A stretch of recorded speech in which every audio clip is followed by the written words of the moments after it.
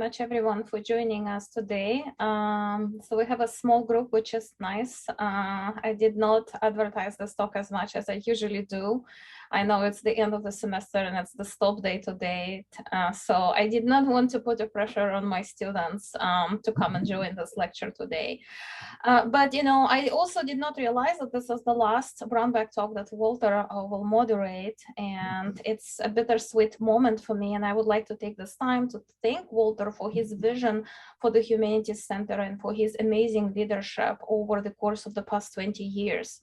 And I must say, you know, as somebody who is connected to humanities centers in other universities, that Wayne State's Humanities Center stands out as an exemplar institution in terms of just the depth and the breadth of the programs that the center has offered to both scholars and students in the arts and social sciences and in the humanities. And I think many of us, like myself and, you know, a few other colleagues in political science and in other departments, owe to Walter our personal thanks for helping us to launch our careers and get the impact that we have today. So I think it's, you know, would have been unthinkable without it being a part of the Humanities Center network. And of course, you know, some of these connections that we have started, they will persist even after Walter steps out of this position. And I think his legacy is going to truly span the generations, because it will impact the work that we will continue doing long after he's no longer directing this institution. So I just wanted to make this point. And as I said, it's a bittersweet realization for me, but, you know, the legacy is going to be there. And I'm quite confident, regardless of the shape that the Humanities Center is going to take under new leadership, the work of this center that we have today will continue persisting.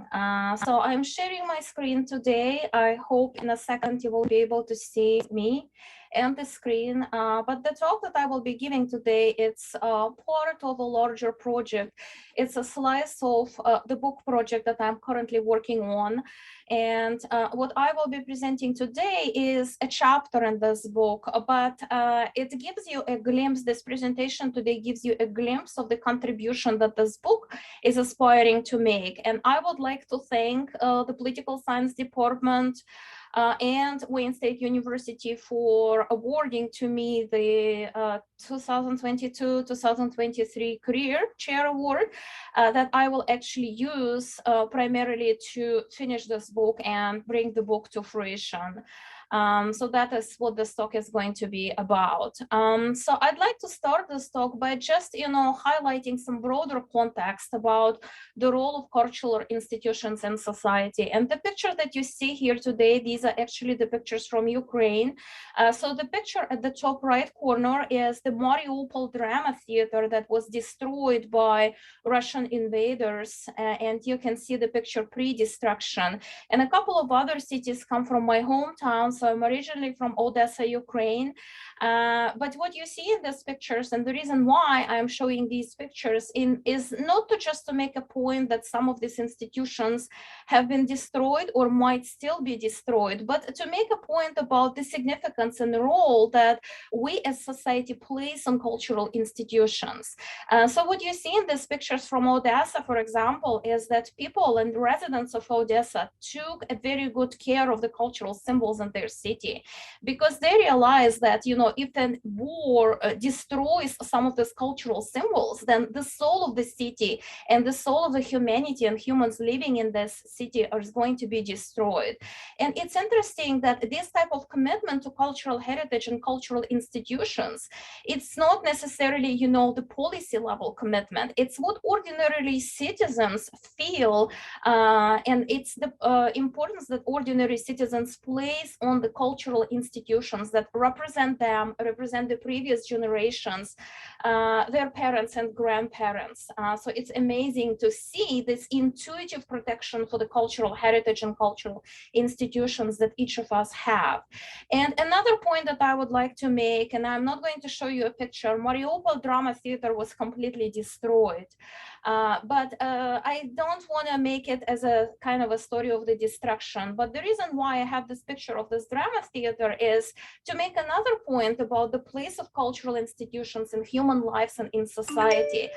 So the drama theater was actually used by residents of Mariupol to seek shelter, and they wrote in big letters children in front of the theater because they wanted to communicate to the invader that it is a place where civilians are hiding. So this did not deter the attack, but it just kind of tells you that cultural institutions, including performing arts, they sort of serve as the symbol of a third space, right? Or a safe space where people feel comfortable hiding from this extreme life events that they might be experiencing. So at the end of the day, if we lose some of these cultural institutions and if we don't manage to protect them, then we lose something more than just an object or a building. And just the war that's currently unfolding in Ukraine is exposing some of these universal lessons. But the extreme events aside, many cultural institutions, including the performing arts in the United States and in other countries, are suffering all kinds of other types of pressures. So here I have a couple of examples of organizations that either temporarily closed or permanently ceased to exist in the United States. So you have a picture here of the Florida Philharmonic Orchestra and the former home of the San Jose Repertory Theater. So these are the examples of the performing arts institutions that ceased to exist as a result of the recession of early 90s and 2007. And what I am getting at is that unfortunately, it doesn't always take a war to destroy some of these portions of the cultural heritage. Sometimes it's just the financial recession or other types of pressures that result in some of these institutions being destroyed. And as Ken Foster, who is a cultural expert and a cultural consultant, really well said, is that if an institution closes, we don't just lose the building, we don't just lose jobs, we lose a connection to our heritage, we lose an opportunity to create the bonds of cultural understanding, and we lose an opportunity to develop the glue that holds the community together. So these are the broader philosophical ideas that inform my book project and that actually inspired my interest in cultural institutions as the institutions that represent an important idea to this addition to this idea of sustainable development that this book unpacks.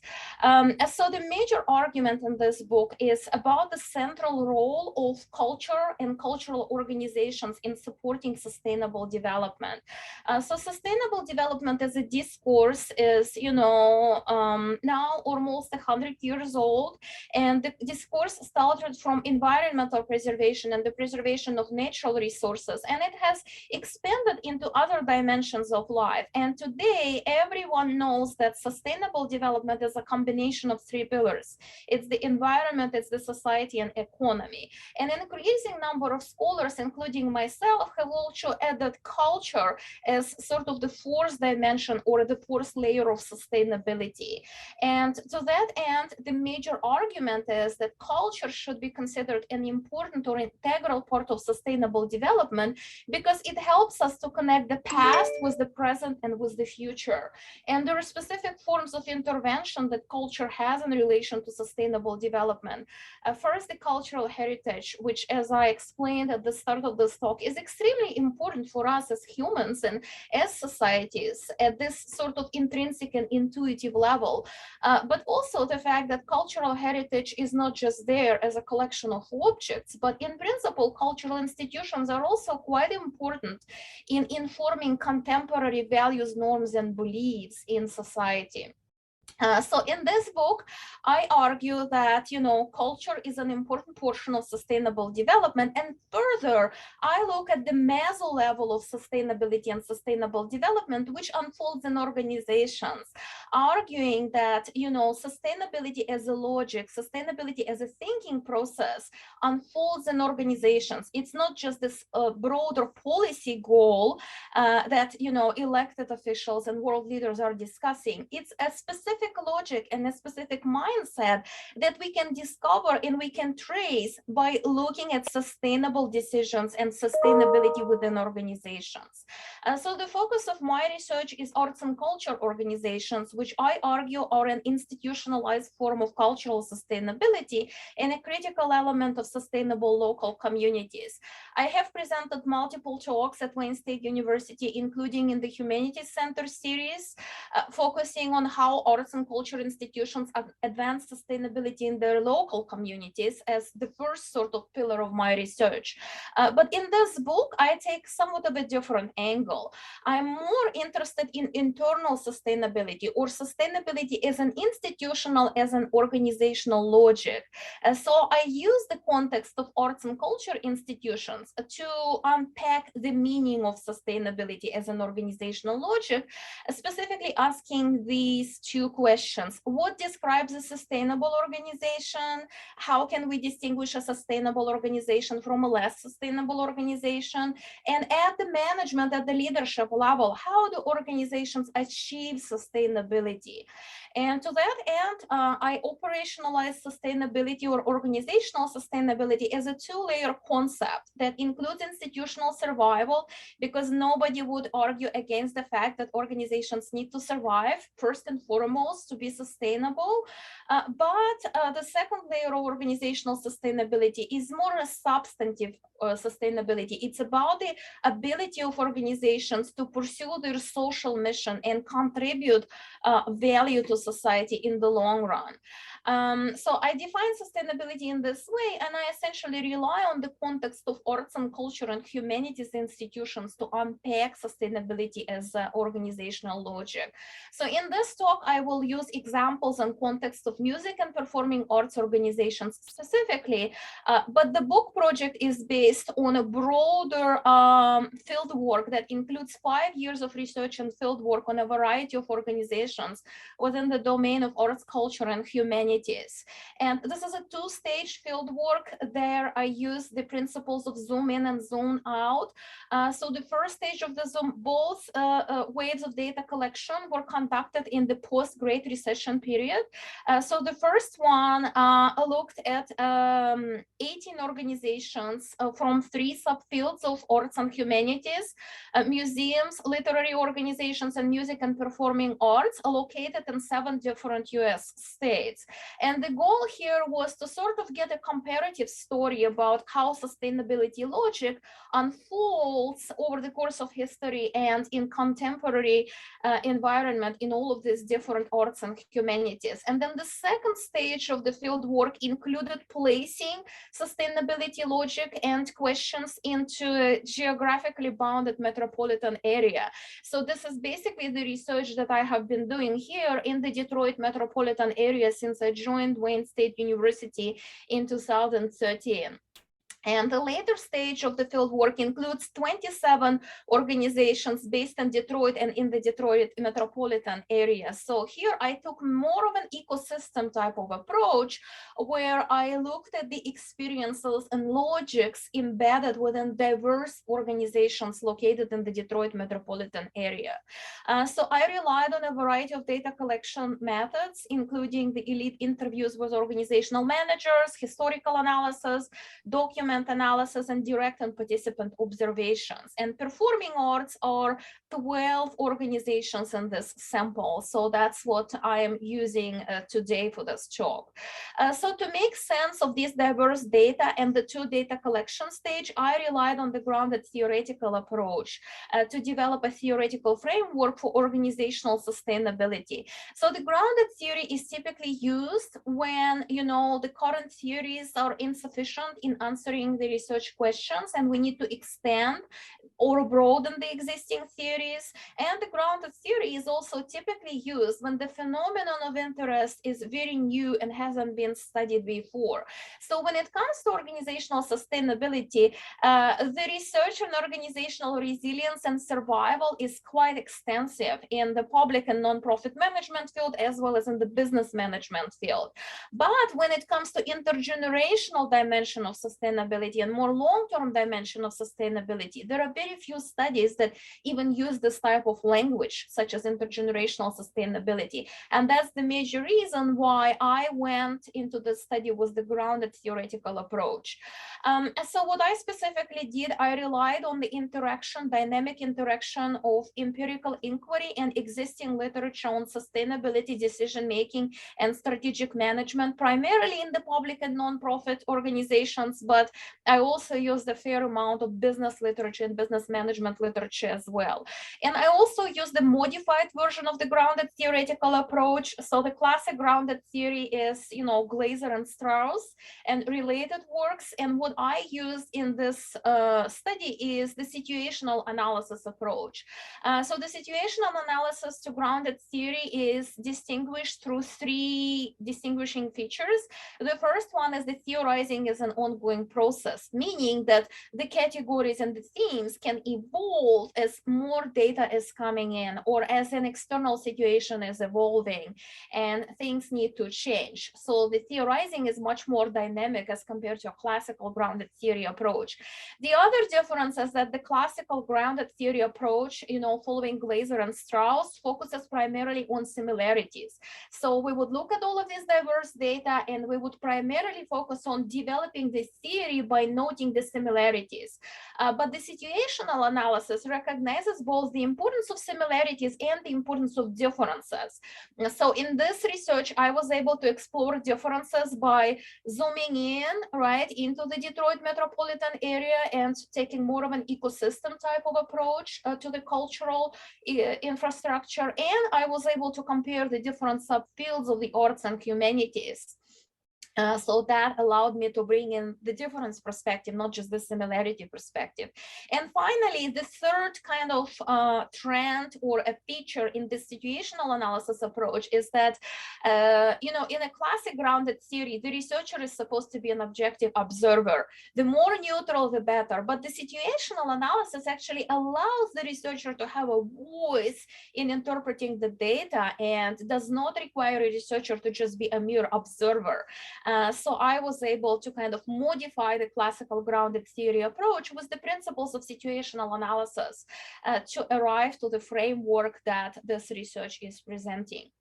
So I use here in this talk the context of music and performing arts organizations, which in many ways is a very distinct context if you compare these organizations with museums or with other arts and humanities.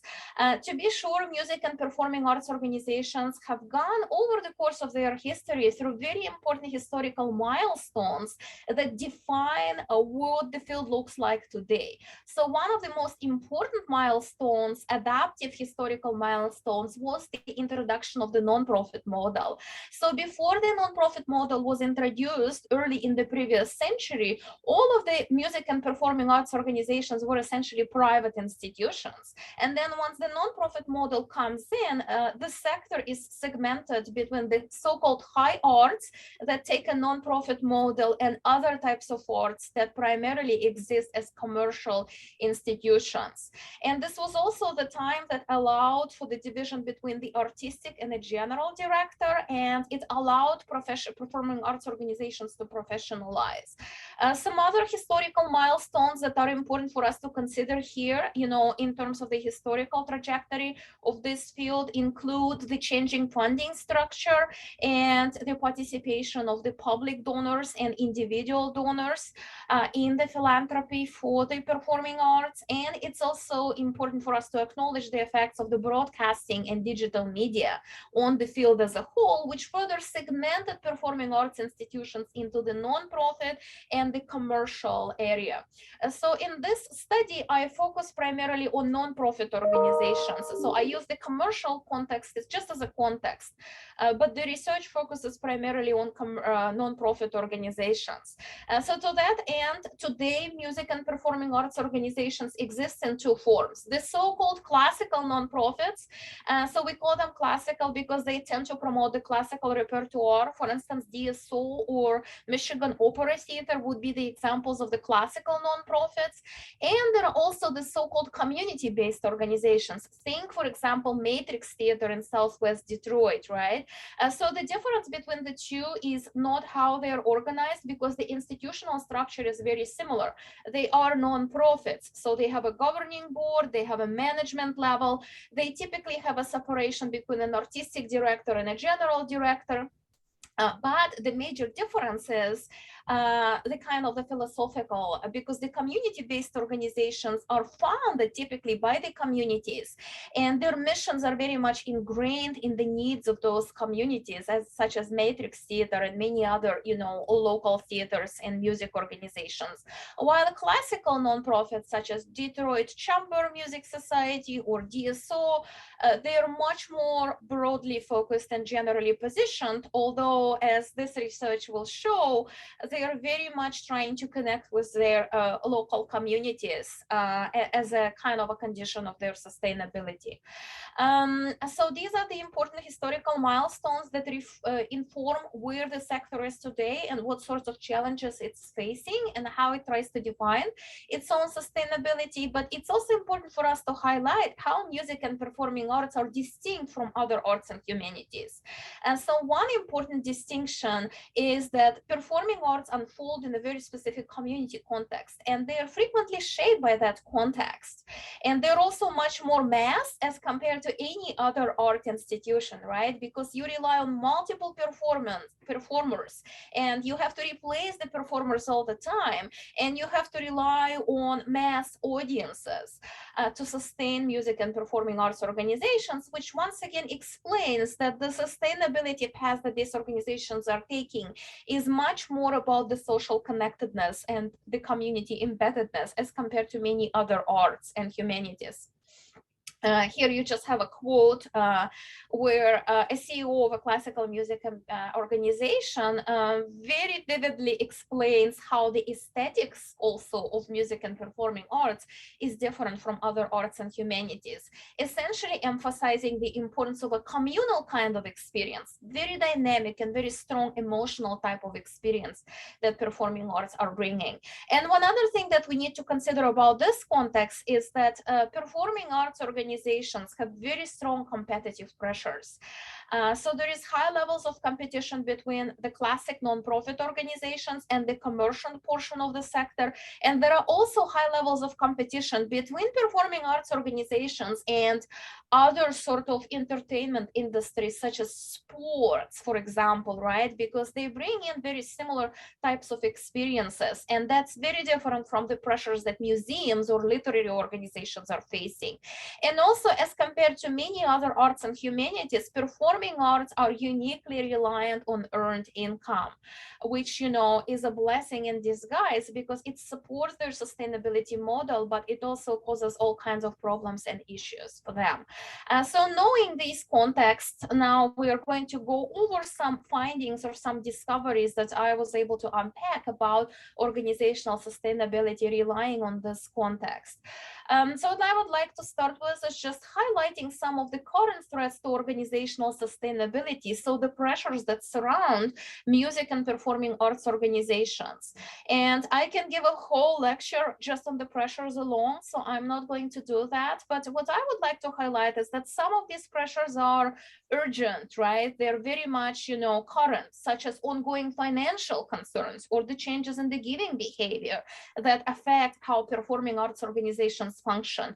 But some of these pressures are more long-term, for example, generational shifts and changing audience pressures. Some of the organizations now in the United States are over 100 years old, so for them the technology pressures and the infrastructure pressures and these types of pressures are becoming very urgent. And especially with the onset of the COVID-19 pandemic, the technology pressure has just, overnight elevated itself to the cosmic levels. It was always there, but today the technology pressure is very important. And of course, there are identity crises crisis and global events that affect performing arts institutions and environmental shifts. So just to give you an example, from what I learned from Detroit-based arts and culture organizations and how the environment in and of itself creates pressures, the Detroit revitalization agenda has been very important for Detroit, right? And for the arts and culture institutions. But it's kind of, one of these situations that it's a double-edged sword, because on one hand, Detroit revitalization agenda has brought a lot of new opportunities to arts and culture institutions, including music and performing arts. On the other hand, it has the way that, the revitalization agenda is going, it's causing substantial identity type of pressures and financial issues for Detroit-based performing arts organizations. For example, the District Detroit, the creation of the District Detroit and the building of the new, hockey arena, and just kind of branding the downtown Detroit around being the sports capital of the United States has led to multiple concerns among the members of the music and performing arts scene of Detroit, which most of the theaters, including both nonprofit theaters and commercial theaters in Detroit, are all based in the downtown area. But this has been a substantial pressure, just, using the example of Detroit, in terms of, trying to shift the gears and not go too much into the sports area while we have so many beautiful and wonderful cultural institutions in the downtown area. And one other example is just the displacement of some of the smaller organizations from downtown Detroit. So Puppet Art is like over, a 30-year-old organization that until the District Detroit was created, had a wonderful, beautiful office in downtown Detroit. And of course, being a small organization, they were unable to afford the rising rents. So they pretty much got displaced, and now they're located in Southfield. So you can see that, on one hand, the revitalization agenda has been quite positive, right? But on the other hand, it creates substantial pressures to arts and cultural institutions, including music and performing arts. So the question is how the organizations adapt and what exactly they are doing to achieve sustainability, not just to survive some of these pressures now, but to continue to be impactful with their social mission for the generations to come.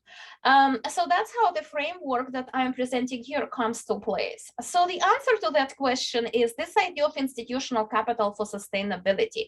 And the institutional capital for sustainability can be understood as, individual capital. So some of us have a bank savings account, some of us maybe have, expensive pieces of art, some of us, possess gold and jewelry, expensive, collections and things like that.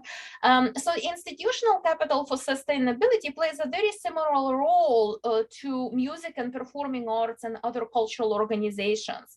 It results from organizational decisions and actions or inactions that can either build it up as a bank savings account or can deplete it. But at the end of the day, institutions that have a variety of these forms of institutional capital for sustainability are the kinds of institutions that can sustain intergenerationally. So this capital for sustainability can be financial. So think about financial endowment. It can be about reputation, reputational capital, when institutions that are displaced still have their audiences despite the fact that they lost their physical locations because they have that kind of reputation, or a relationship capital. So it's the partnerships and connections that institutions have with other organizations.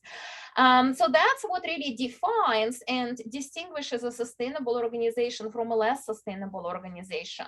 And what I discovered in this research is that there are two forms of institutional logics that unfold in sustainable organizations that help to create the institutional capital for sustainability. The first one, I call it an institutional resilience narrative. It's very much explicit, it's prevalent, it's easily identifiable in discourses and organizational documents. The goal of this narrative is to kind of focus on adaptation and response to change and being innovative and open to new opportunities, with the end goal to increase the social and community relevance of organizations and their social connectedness. And institutional distinctiveness narrative is no less important than institutional resilience narrative, but it's much less prevalent and much more implicit. It's rather embedded in institutional routines and decision-making process than, it is seen in some specific documents. So I'll talk a bit about the specific strategies that are embedded in each of these narratives. So when it comes to institutional resilience narratives, perhaps one of the most interesting lessons that I personally learned about how this narrative plays out is the attitude that, managers of cultural institutions, including those in the performing arts, have to stress.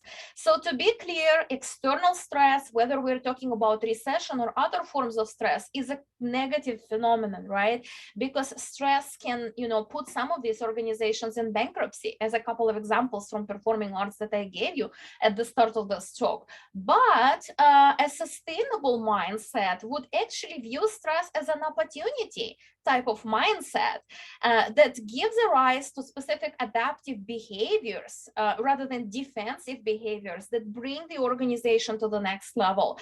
So here I have an excellent quote from a CEO of a Detroit-based performing art organization. And you can see that, the description of stress is very strong. The ground is shifting under our feet. So it's almost like an earthquake, right? So there is nothing romantic about stress.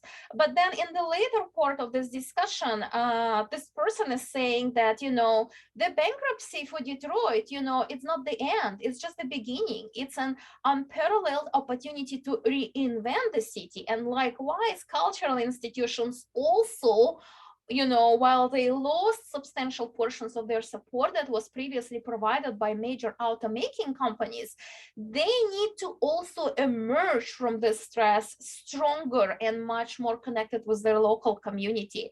So it was kind of amazing to see when I asked people questions about the stress, and they told me, yes, stress is bad, but, stress is an opportunity for us to reinvent. And it was also quite interesting for me to say, to hear people say, if we did not have that type of stress, we would be doing the same old thing, and eventually we would become obsolete. So it's kind of interesting to learn that stress is actually not bad for sustainability. In fact, stress is good for sustainability, or at least something that I learned from these people who participated in the research. So in terms of specific sort of substantive portions that go into this institutional resilience narrative, it has two elements. The first one is the structural adaptability. So there is a variety of structural arrangements within the field of music and performing arts. There is a non-profit form, there is a commercial form, and within the non-profit form, there are classical non-profit organizations, and there are community-based non-profit organizations.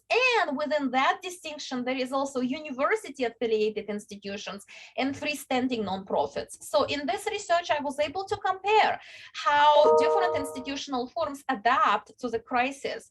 And what I learned, the major lesson here is that there is a lot of crossover and a lot of learning going on. For example, freestanding nonprofit organizations have always been quite good at connecting with their communities. And university-affiliated performing arts institutions have been not as good about connecting with their communities, but they have been excellent in terms of research and development and access to innovation. So what I saw is that adaptable organizations actually learn from each other, and university-based organizations are trying to mimic some of the strategies that freestanding nonprofit organizations do to sustain themselves, and likewise freestanding nonprofit organizations are mimicking or copying some of these strategies from university-based organizations. There is also an evidence of hybrid types of institutions. For example, a university-based Shakespeare theater that never had a nonprofit affiliation now decides, yes, we need to take that route. So now it's a hybrid. Now it's both a university-affiliated organization and it is a nonprofit organization. But what's important to highlight about the structural adaptability is the fact that it's not a particular structure that makes it or breaks it when it comes to sustainability. activity. Rather, it is about how specific structure is being used. And another important point here is the connection between structure and cultural assumption. What I have learned is that if organizations just pursue structural solutions, but they don't change their cultural assumptions, and they don't change their leadership assumptions, then they're not going to get that far on their path to sustainability. So it has to be both the structural, organizational structure and organizational culture have to be both involved in shaping sustainability. And the second portion of this narrative is the social and community relevance. So it's a series of strategies in which organizations have been increasingly engaged to elevate their social and community relevance. So they're not just perceived as an intangible cultural heritage, but they're perceived as part of the social discourse and as a very important and active member of that discourse. So specific elements include engaging in partnerships, becoming more interdisciplinary, embracing technology and social media, and diversifying and expanding public outreach. So when it comes to institutional distinctiveness narrative, that narrative is more about institutional uniqueness and distinctiveness. It's more about preserving the core organizational mission and justifying your own uniqueness, whether you're talking about that specific organization or you're talking about the sector as a whole. So this type of distinctiveness narrative is also about the values that music and performing arts organizations add to their communities outside of the appreciation for the artistic form. And it is very much based on the distinct value of arts-based learning that occurs in music and performing arts organizations. And that's very different from conventional forms of learning and teaching, that we are familiar with in a school or a university setting. So just to give you an example of some specific highlights of this distinctiveness narrative from the music and performing arts field, so increasingly the missions of music performing arts organizations have been adopting and changing to highlight the importance of the symbiosis between performing arts organizations and communities, to highlight the importance of being up to date. Even if you have a classical repertoire, right, it's important to be up to date and relevant. But also there is a very strong emphasis in the missions on social equity and audience, especially the access, diversity, and inclusion.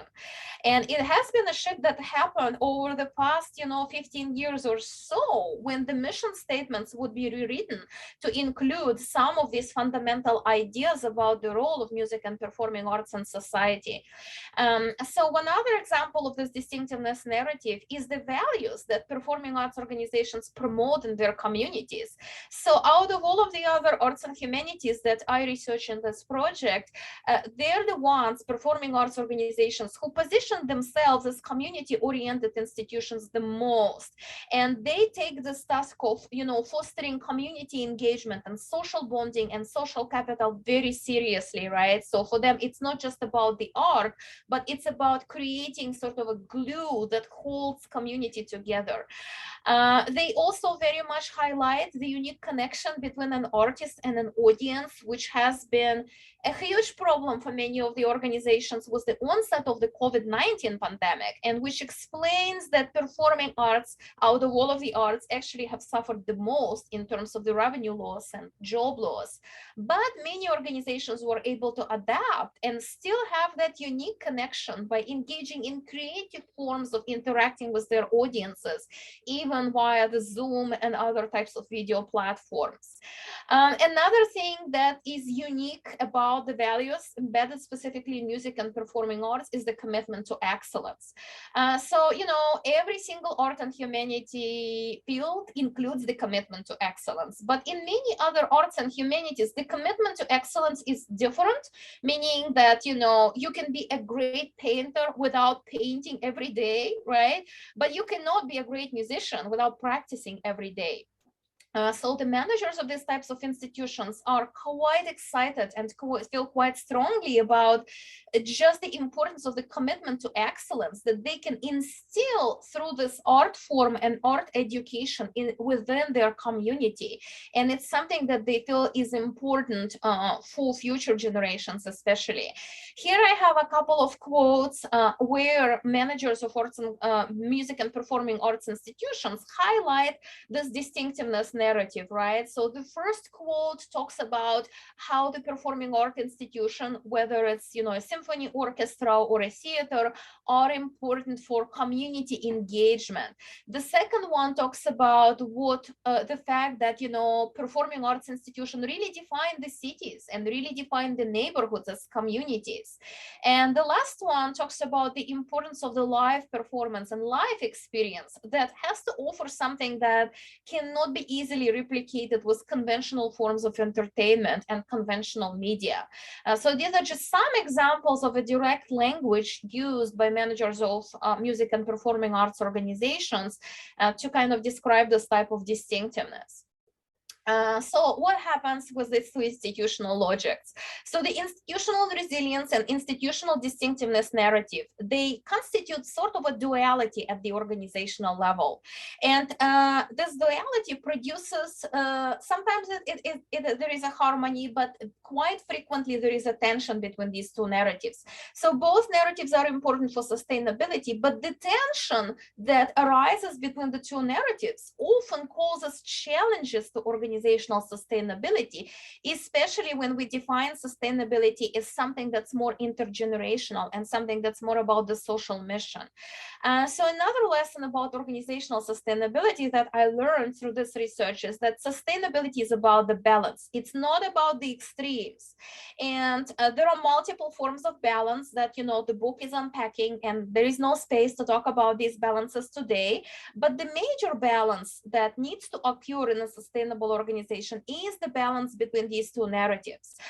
So here I have just examples of very typical responses that music and performing arts organizations engaged in at the management level to recession pressures, right? And some of these are short-term, some of these have long-term implications, some of these are non-controversial, but there are also responses that illustrate the tension between these two narratives.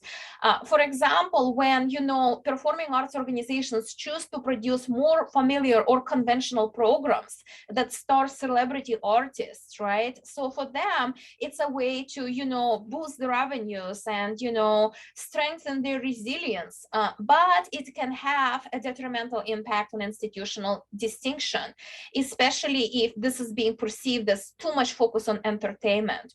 Or, for example, many organizations have emphasized professionalization and business-like approaches to management. For example, emphasis on marketing or focusing too much on demand. And while this can really make the organization more resilient, right, and help the organization to survive some of these pressures, it can also have a detrimental impact on the institutional distinctiveness and on organizational missions. So these are just a couple of examples that arise from this dual nature of organizational sustainability. So how is this balance achieved? So what I discovered in this research, and I call it a sustainable thinking. It's a form of thinking, it's a form of decision-making that managers of sustainable institutions engage to bring up a balance, whether you're talking about balance between local and global, that's one other thing that institutions need to balance, or if you're talking about the balance between resilience and distinctiveness. Sustainable thinking plays that sort of overall.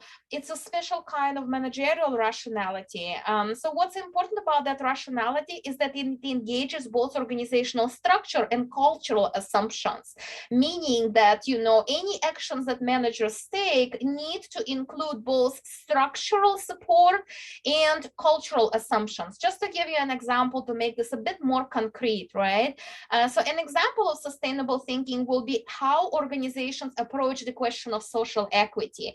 So many organizations have need-based scholarships, or they establish an institutional mechanism, the public education department, as something that allows them to become more equitable, institutionally speaking, and also connect the future generations with the current and the previous generations. But if it's just a department and if it's just a scholarship, but no change is made at the level of leadership or organizational values, then it's not going to work and it's not going to be a sustainable thinking.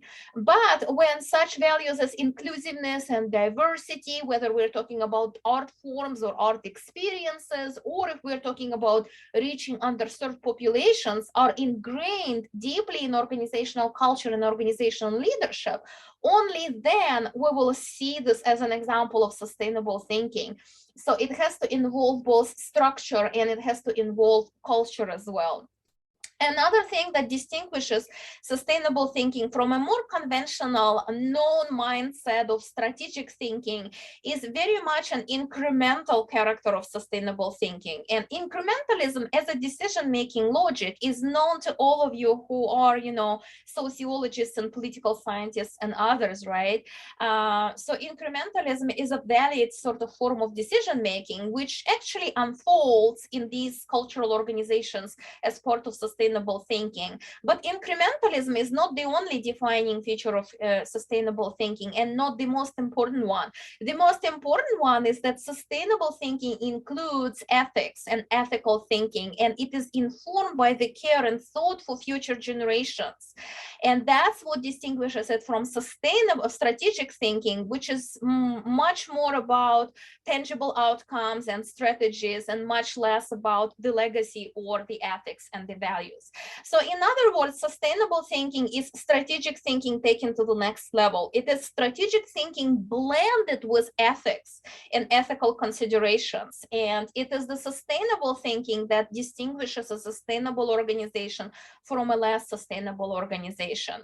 And just to illustrate, the importance of future generations and ethical thinking, I have a couple of quotes here that either explicitly or implicitly refer to the interests of future generations when managers of performing arts organizations explain how they make decisions about future and current programs.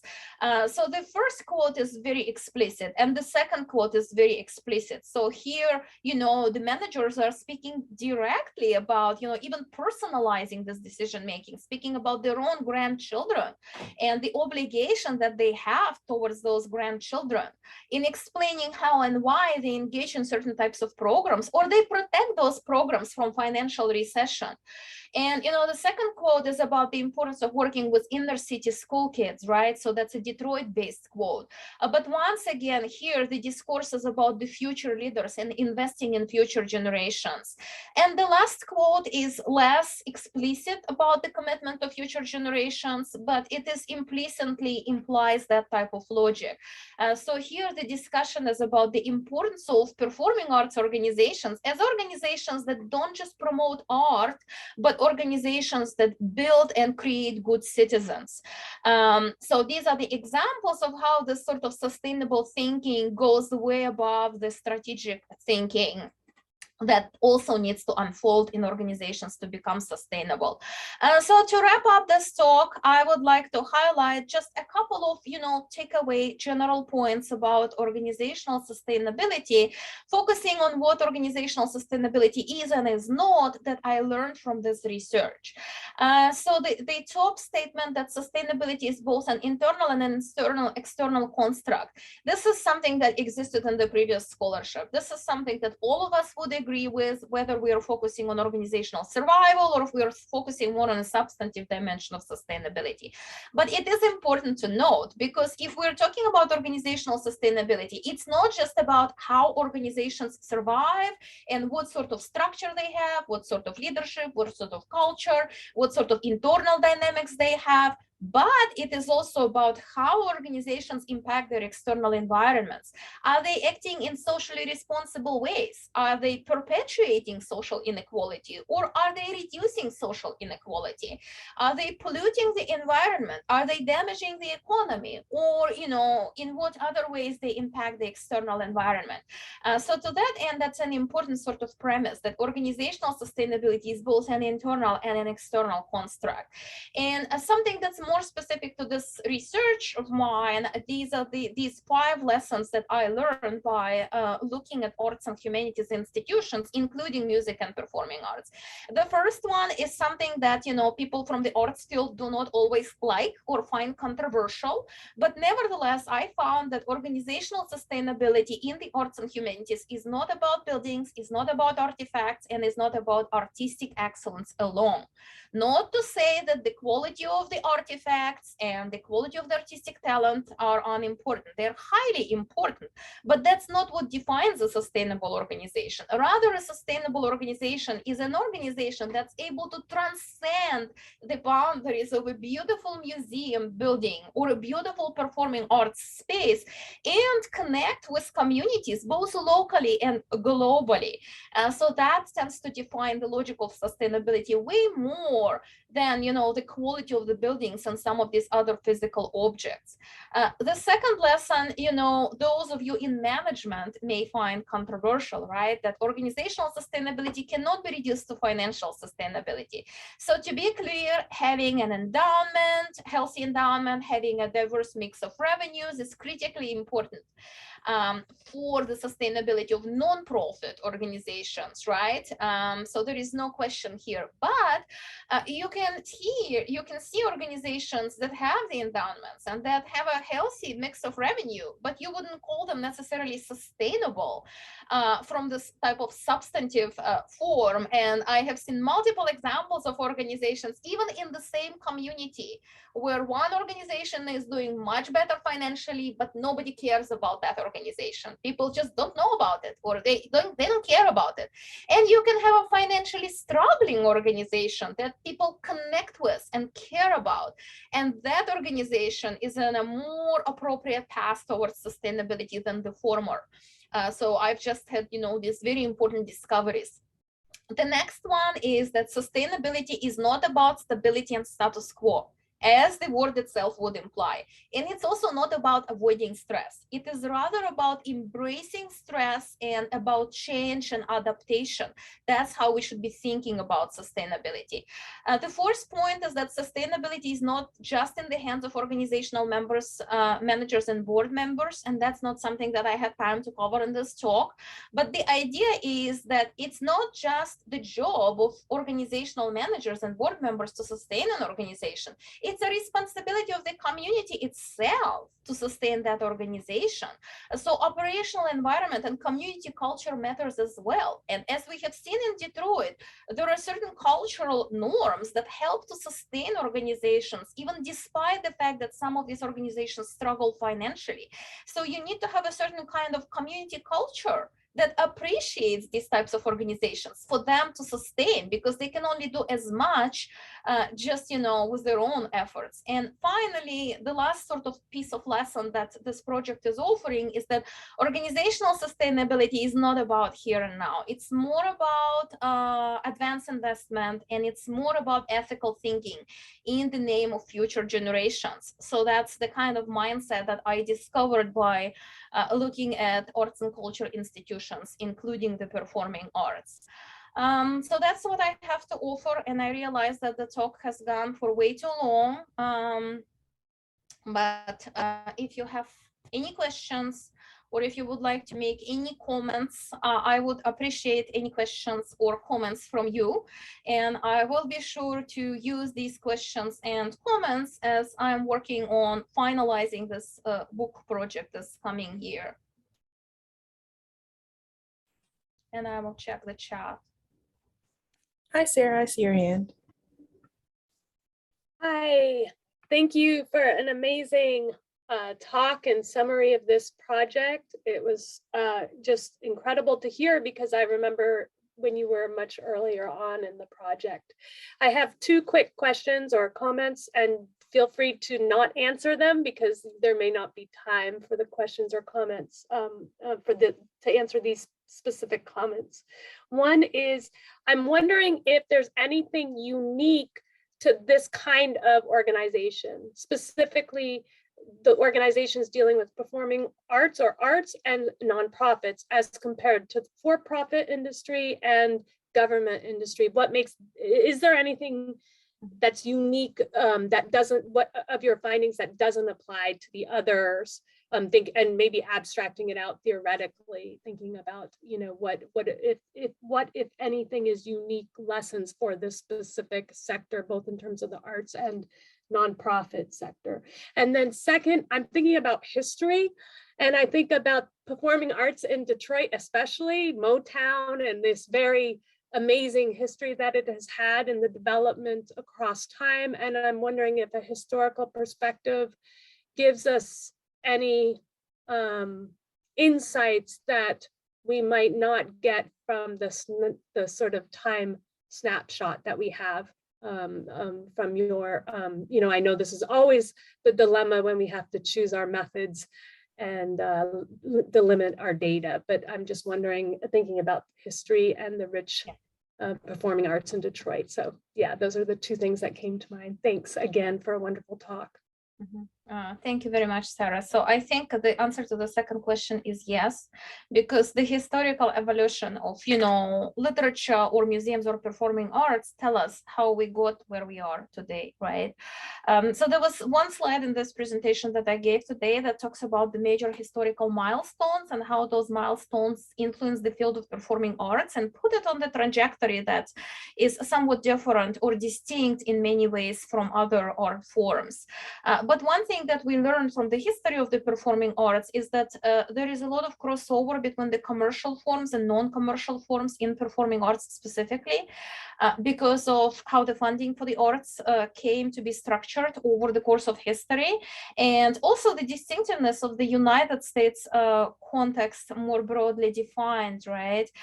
Because, you know, if we look at the world scale, then we typically talk about the public institutions and nonprofit institutions and commercial institutions. But in the United States context, in some of these areas, like there are no public, you know, institutions at all, because these are either nonprofits, which are private institutions, but they're governed in a different way, and they don't pursue profit as their main mission, or there are commercial institutions. So the level and presence of commercial institutions in the performing arts sector is the highest as compared to other arts and humanities.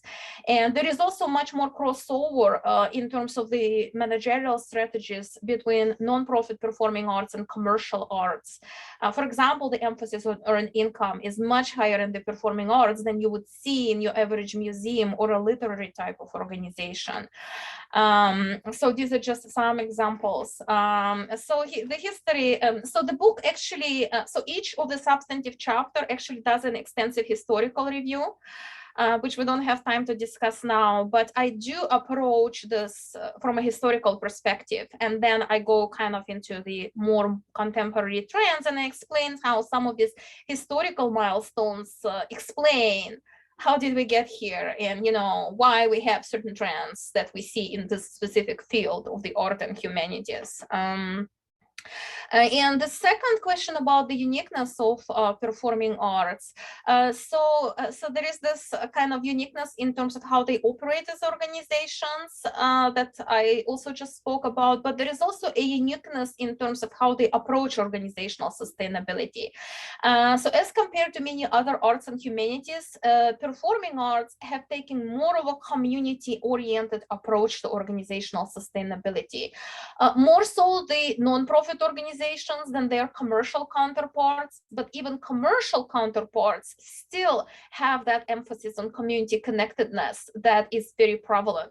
And that has to do with the aesthetics of the performing arts or traditional presenting performing arts, right? Like where you have to rely on a mass audience, and you also have to constantly recruit performers because unlike a painting that you can just paint and, you know, observe for the next, you know, 1,000 years, I mean, that's not what you can do. And now you can record the performing art experience, but it's not going to give you that unique symbiosis that often occurs.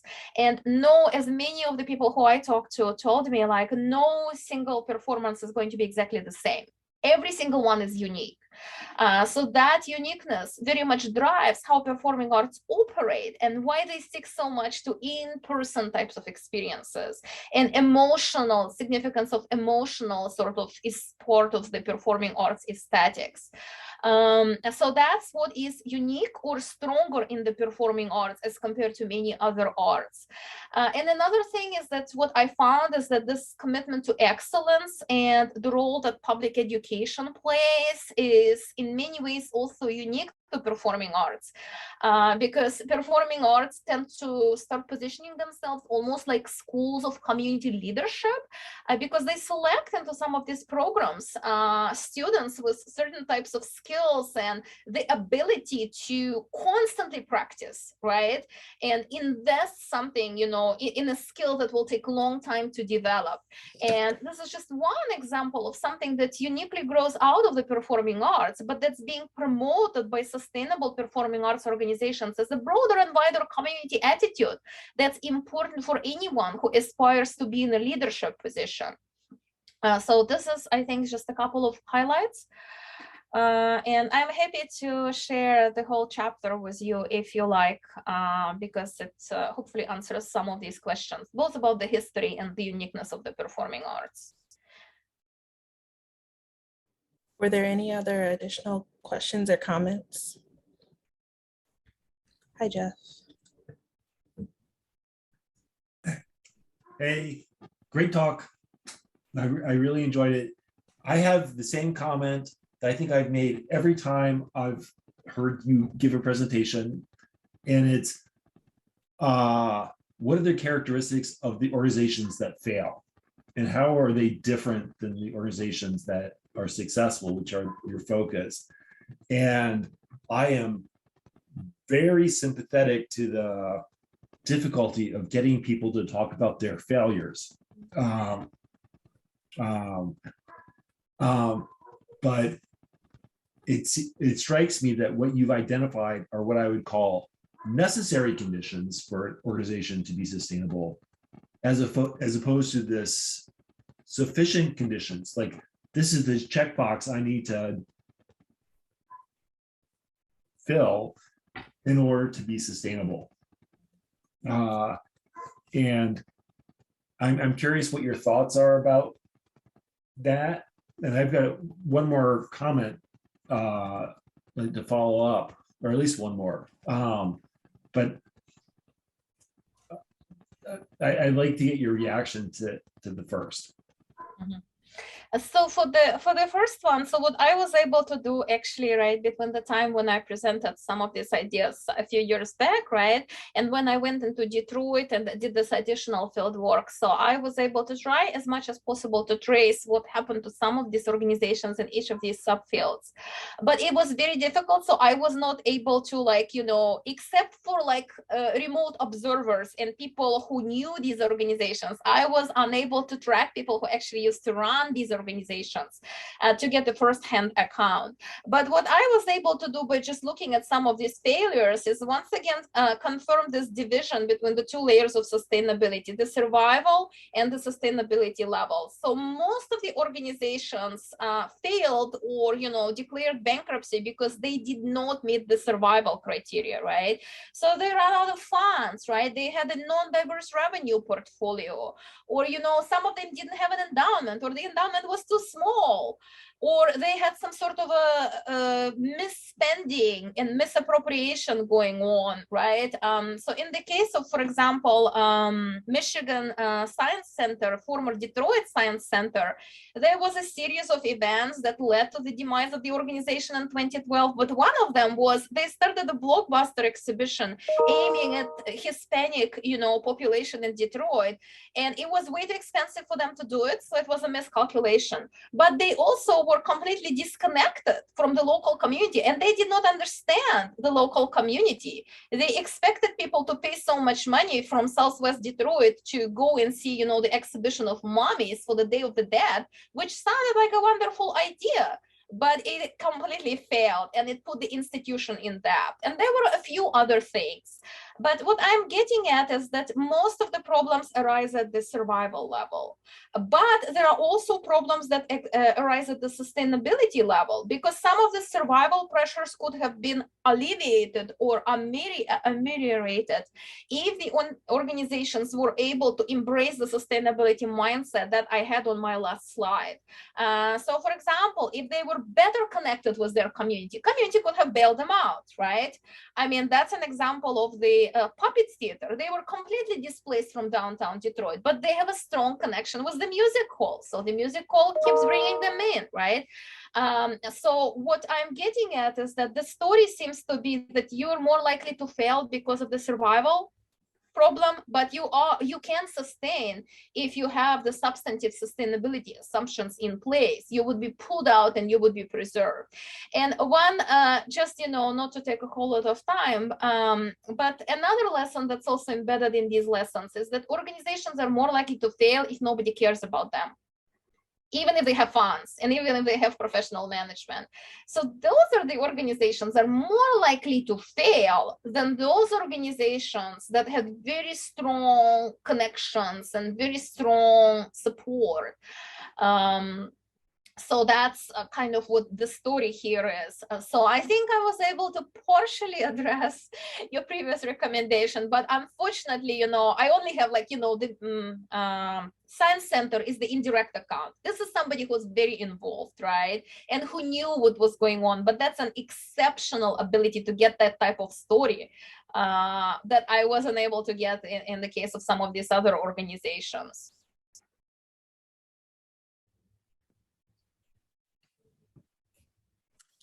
Well, it's thank you so much for this wonderful, wonderful talk. It's a good way to end this year's series, because this is quintessentially an interdisciplinary conversation.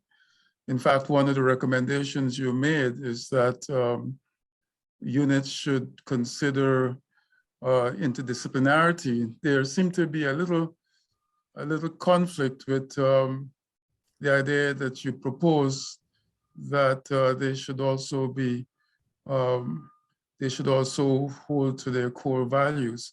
But interdisciplinarity is what this series is about. And so this talk is a perfect example for us to end it on.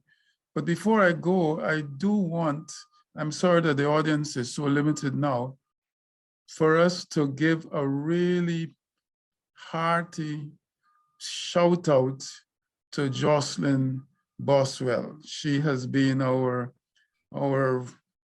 Brung Back coordinator for this entire year, and that's serving sort of in the background, but it's a difficult job because for every Brung Back talk, there are multiple communications between Jacqueline and the speakers to get their abstracts, to get their flyers, and then there's the publication, and there is the setting up of each talk and the proctoring of each talk, and then getting the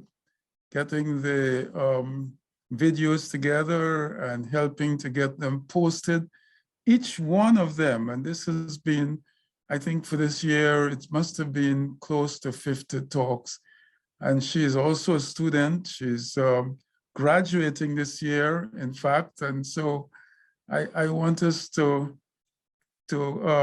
give her a hearty congratulations, and let us do it by clapping. We are in church. Thank you so much, Dr. And I Edwards. thank you, Jocelyn. Jacqueline, people are praising the center for what it's doing, and I get that praise, and I also get the blame for when we don't do well. But nothing that the center is doing could survive without the people in the background, the Brung Back coordinator, the administrative assistant, we just have two college work study people, and then we have a webmaster. There's a small staff doing a lot of work. And Jacqueline is an important part of that. So thank you, Jacqueline. Congratulations on your degree. Go forward. Thank you, thank you. What a great way to wrap up our final brown bag talk. And I know how important this is. This is your final one, Dr. Edwards. So we really appreciate your presence with here and with the center and all the work you've done over the past years. And thank you, Dr. Moldavanova, for being our concluding talk for the semester. I have included in the chat our call for speakers. So if you feel inclined to give a presentation with the center next year, please do fill out the application, and you can send it to my email or Dr. Edwards' email. I believe we are extending, I'm not sure, the application date. So do be on the lookout for that as well, but they are due within a week as of right now. So Dr. Moldavanova, we wanted to thank you by gifting you with a caddy and a mask. I don't have one with me right now that has our logo on it, just like this. So I'll reach out to you shortly to see how we can get that to you. As for everyone else, this talk has been recorded and will be available on our YouTube channel if you wanted to refer back to it. With that being said, thank you very much. It was a great semester, great year. Have a great rest of your day. Thank you, everyone. Stay in touch. Thank you. Thank you, Walter. Walter. This is a great space that you fostered. Yep. We'll miss you. I miss you too. Bye-bye. Bye.